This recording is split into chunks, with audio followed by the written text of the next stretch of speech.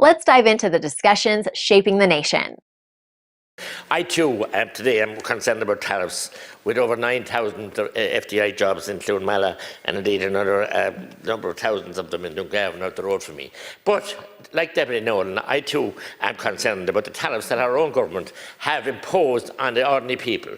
The punitive carbon tax, indeed, the nearly 48% tax on anyone wanting to build a new home for themselves. I'm talking about building a home for themselves now, not looking for houses by the state.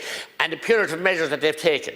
The fact that we bailed out, and I called it at the time and voted against it, was a clean out when we had the crash, when the EU charges 6%, almost 6%, of interest, and when their own German and French bondholders were left off scot-free. We got money that time from the IMF for 2.9%, so they're now supposed to be into our friends. We then had the Fine Gael party in particular, and indeed Taoiseach Taoiseach at the time, meddling in the US election, describing one of the candidates, who is now President Trump, as a gowl.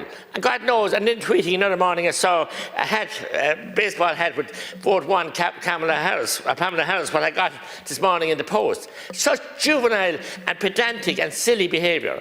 And then some Bryce Black sent him over today to meet the Secretary of State. I was over there Patrick's weekend, or Patrick at the time the teacher was over, and I met many Irish Americans, and they were aghast at the way we had behaved. I met Pam Bondi, and I met AFK and many other congressmen and people, and they were aghast, as for their voters in the Irish diaspora. So here we are here, and we're stifling and crippling small business with bureaucracy on a daily basis. We have, thanks to Deputy Nolan here, who found out a couple of years ago, with 36,000 NGOs who are in front of government, behind government, tripping government, costing over $6 billion a year.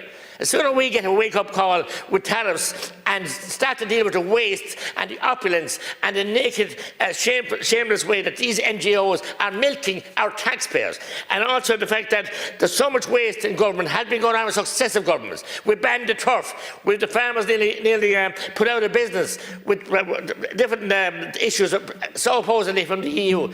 Time we looked after, the Natalie Curley-Kayla looked after our small business, looked after our small and medium-sized farmers, not allowed the ranchers. We don't have any policy on wind and turbines and also solar panels. And the best of land has been gobbled up and used. So what are we going to do? Look after our own house first. And then we work with the American people. We work with the American administration. They've been good to us always. And we have those jobs here. So I believe we can negotiate with President Trump and his teams, not be attacking him here like the parties are here. Sinn Féin wouldn't even go to America. I'm wondering why they invited it all this year. But that's a nice way to do business. Abstention. They're used to abstention, as they say. So it's time that we got our house in order and look after ourselves and keep the juvenile, as I said, tarnished, to keep him at home, put him in the dressing room somewhere, or keep him there, so not have him going out on our behalf after what the insults he put on President Trump when he was a candidate for the election.